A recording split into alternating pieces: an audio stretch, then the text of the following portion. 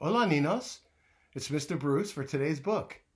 Before we start, let's do our eyes watching, ears listening, voices quiet, body calm. Before I can read, magic glasses.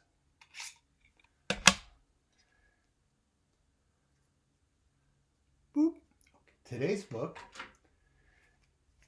Curious George the Monkey Takes a Train. Every now and then you'll see some different stickers on a picture because this was a book that came with stickers, and some of the children, not unlike yourselves, put stickers on different pages, but we'll read them anyway. Okay? This is Curious George. He was a very good little monkey and always very curious. This morning, George and his person, the man with the yellow hat, were at the train station. You can see all the train station behind him.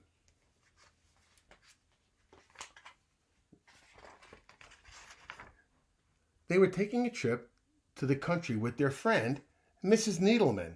But first, they had to get tickets. Look how crowded the place is. And there's Mrs. Needleman. She's got a needle nose. Inside the station, everyone was in a hurry. People rushed to buy newspapers and treats to eat.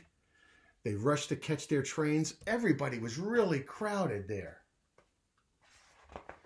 But one little boy over here with a brand new toy engine was not in a hurry. Not was the small crowd next to him. They were just standing in one spot looking up. George looked up too. They were all looking at the train master, and he was standing up on a scaffold on the stairs, and he was taking different numbers and putting a letter here and a letter there to tell people what track to go to get a train to whatever city they were at. Then the station master was called away, and George said, "I can help." George climbed up in a flash. Just like the train master, he picked a letter off and put it here, and took another letter and put it there, and took a number and took it here. But he wasn't making any sense because he was a monkey who could not read. Next, George moved more letters and more numbers. He was not a help. The more he did, the worse it got. "Hey," a man yelled from below, "I can't tell when my train leaves." Another man said, "What track is my train on?"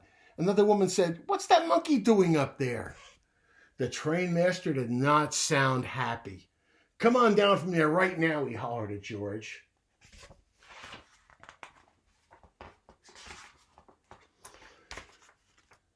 Poor George. It's so easy for a monkey to get in trouble. But lucky for George, it's easy for a monkey to get out of trouble because they can just climb up a trellis there, just like he did. The conductor said, "Okay, everyone get on board." A crowd of people rushed towards the train, and George slid down the pole. He scurried over a suitcase, and he squeezed through the crowd, through the gate, and he found the perfect hiding place for a monkey. It was inside a little yellow garbage can. The little boy with the toy engine also ran through the gate. "Look, Daddy," he said, "a train."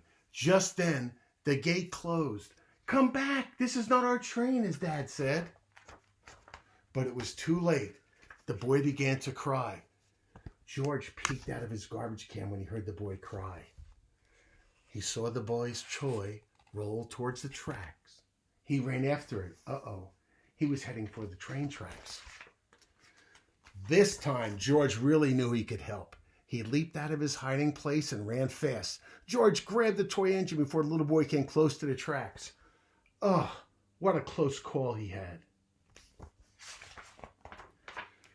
When the train master opened the gate, the boy's father ran to his son. The boy was crying now, but not a lot. He heard him laugh. Now he was playing with his new friend. "So there you are," said the train master. "You sure made big trouble on that board," he said to George.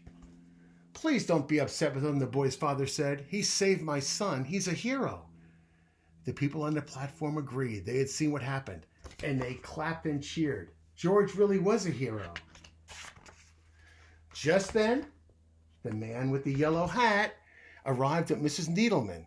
"It's time to go, George. Here comes our train," he said. "This is our train, too," the father said. The boy was excited. "Can George ride with us? Can George ride with us?" That sounded like a good idea to everyone. So the train master found them a special seat where they could sit together, and it was right up front with the conductor in the front of the train. There was George and the conductor, all the stickers and little boy you can't see. The end. So here's the question that we have for today about Curious George taking the train. They were going somewhere on a trip and they took the train, but they could have taken a plane. They could have taken a boat. They could have taken a bus. They could have taken a bicycle. There are many different ways you can get to somewhere. Some on the back of a horse without even wheels. What would you take if you could go anywhere? What would you ride on? So wash your hands. Be good. I'll talk to you soon. See you tomorrow. Bye-bye.